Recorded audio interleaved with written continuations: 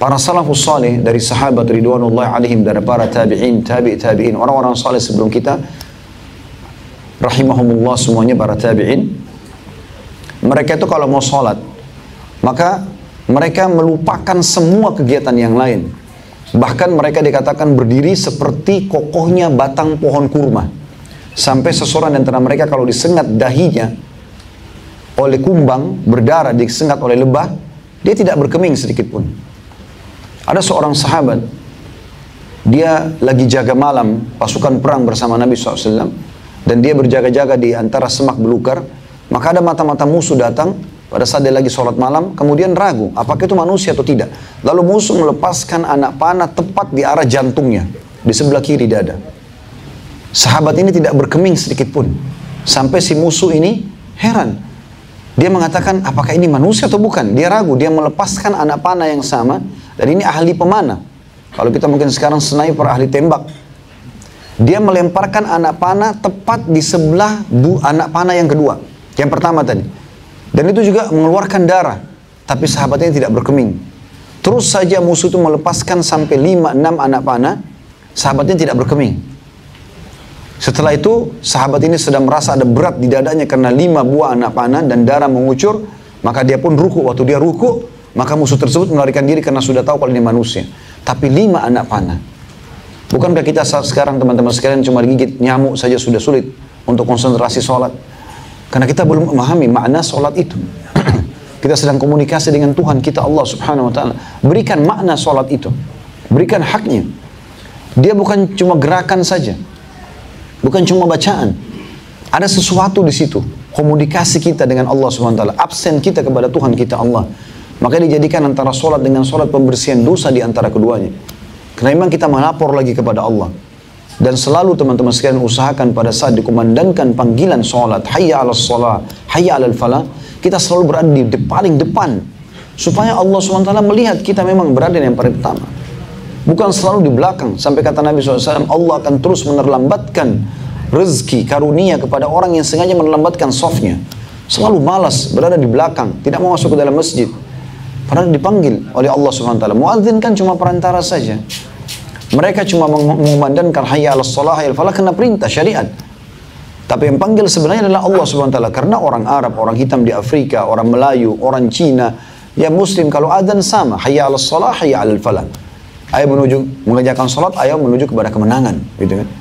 Maka ini teman-teman sekalian hal yang mesti difahami. Bagaimana sholat harus punya makna. Sisi yang lain, jangan pernah berpikir saudaraku seiman, ibadah yang kita lakukan terutama sholat itu dibutuhkan oleh Allah. Demi Allah, Allah nggak butuh dengan sholat kita. Allah nggak butuh dengan sedekah kita dan zakat kita. Allah tidak butuh dengan zikir kita. Allah tidak butuh dengan baca Quran kita. Allah tidak butuh haji dan umrah kita. Allah tidak butuh dengan sembelihan kurban kita. Allah tidak butuh semuanya itu. Allah menjadikan syariat itu untuk kita.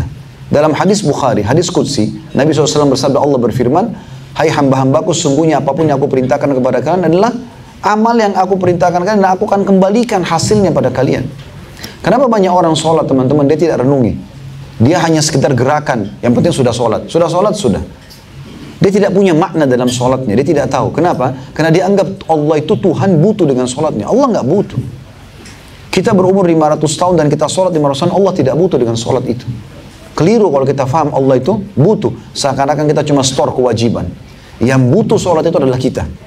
Kalau kita fahami seperti ini, kita akan menjaga sholat. Karena setiap sholat itu akan kita lihat hasilnya pada hari kiamat. Kata Nabi SAW, nanti akan ada orang hari kiamat menerima setengah pahala sholatnya. Ada orang yang menerima sepertiganya, ada seperempatnya, ada sepersepuluhnya. Dan ada yang tidak menerima pahala sholatnya kecuali seperti, menerima sholatnya seperti baju yang diremukkan, lalu dilemparkan ke wajahnya. Karena tidak ada khusyuk. Dari Allahu Akbar sampai salam, semuanya cuma mengkhayal. Semuanya tidak ada maknanya. Kalau Anda menghadap kepada seseorang yang Anda segani, dari pemimpin negara misalnya, bagaimana Anda akan menjaga sikap, bahasa, penampilan? Maka itu dengan manusia, bagaimana dengan Sang Pencipta Allah Subhanahu wa Ta'ala? Berikan makna sholat kita teman-teman sekalian, fahami. Dan Nabi SAW mengatakan, awal amal yang dihisab dari seorang hamba hari kiamat adalah sholatnya. Kalau sholatnya baik, beruntunglah dia. Riwayat lain, akan membantu amal-amal yang lain. Kalau sholat Anda sudah baik, maka secara otomatis akan membantu kekurangan ibadah yang lain. Dan kalau sholatnya rusak, maka akan rugi dan celakalah dia. Riwayat lain akan mengganggu ibadah yang lain.